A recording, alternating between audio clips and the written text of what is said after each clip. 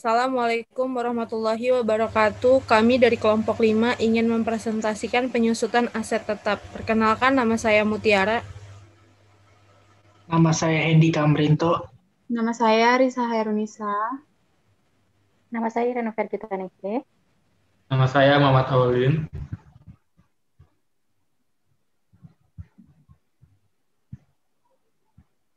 Penyusutan aset tetap.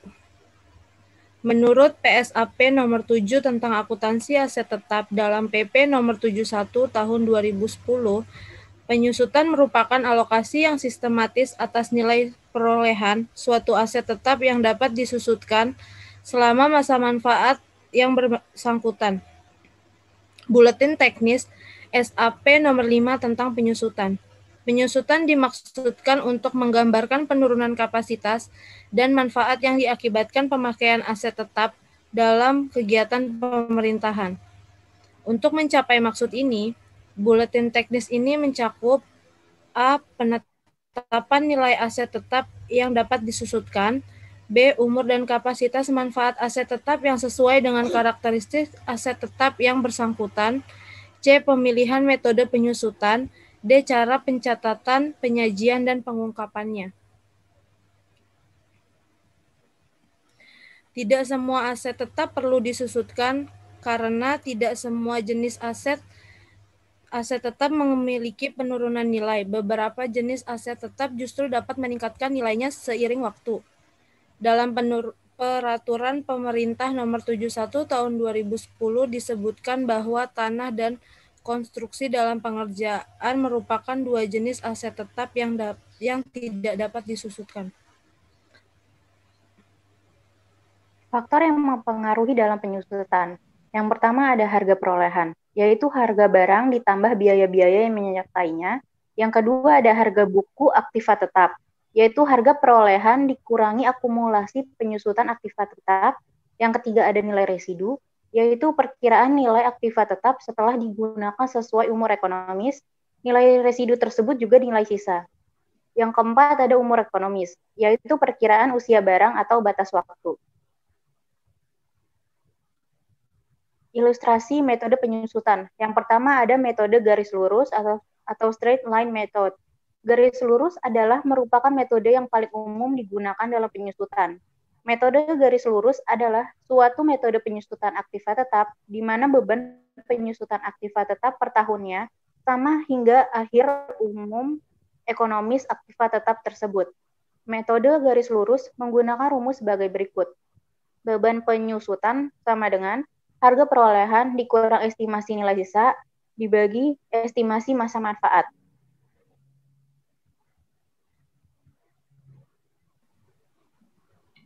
Yang kedua ada metode saldo menurun ganda atau double declining balance method. Metode saldo menurun ganda adalah menghasilkan perhitungan beban penyusutan periodik yang semakin menurun selama estimasi masa manfaat aset tetap. Caranya, beban penyusutan sama dengan 100% dibagi estimasi masa manfaat dikali 2. Yang ketiga ada metode unit produksi atau unit of production method. Metode unit produksi adalah cara menghitung penyusutan aktiva tetap yang menghasilkan jumlah beban penyusutan yang sama untuk setiap unit yang diproduksi atau setiap unit kapasitas yang digunakan oleh aset. Cara menghitungnya, beban penyusutan sama dengan harga perolehan dikurang estimasi nilai sisa dibagi estimasi jumlah produksi dikali produksi periode yang bersangkutan.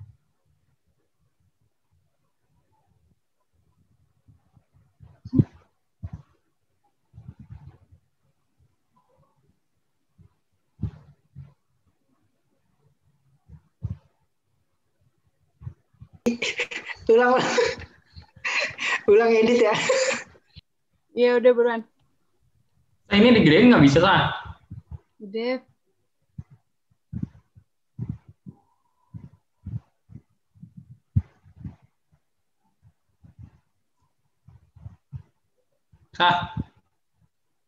Udah.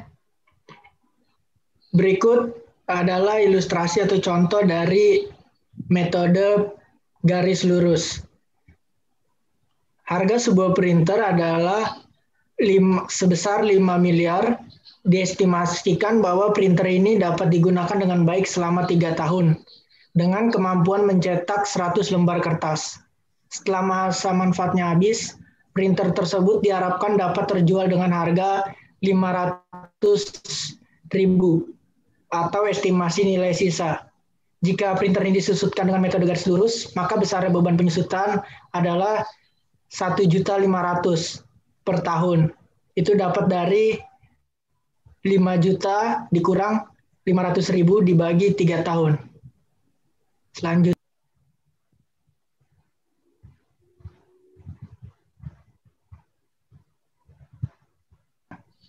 Amortisasi. Amortisasi adalah alokasi yang sistematis atas nilai suatu aset tetap tidak berwujud yang dapat disusutkan selama masa manfaat aset yang bersangkutan.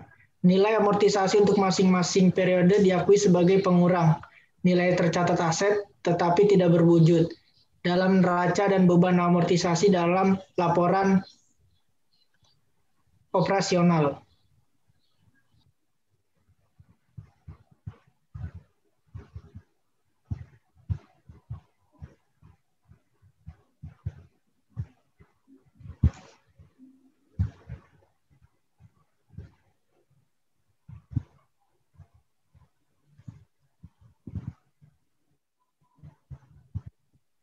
Ilustrasi amortisasi.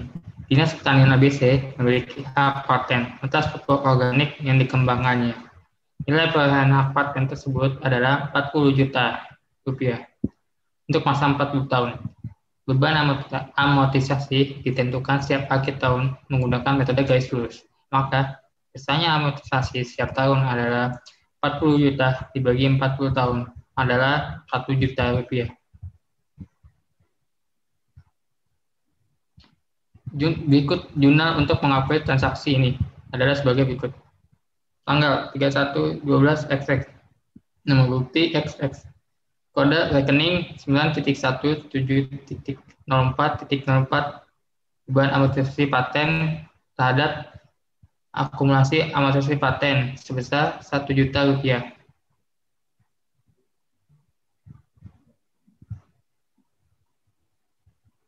Demikian presentasi dari kelompok kami. Apabila ada kurangnya, mohon maaf. Assalamualaikum warahmatullahi wabarakatuh.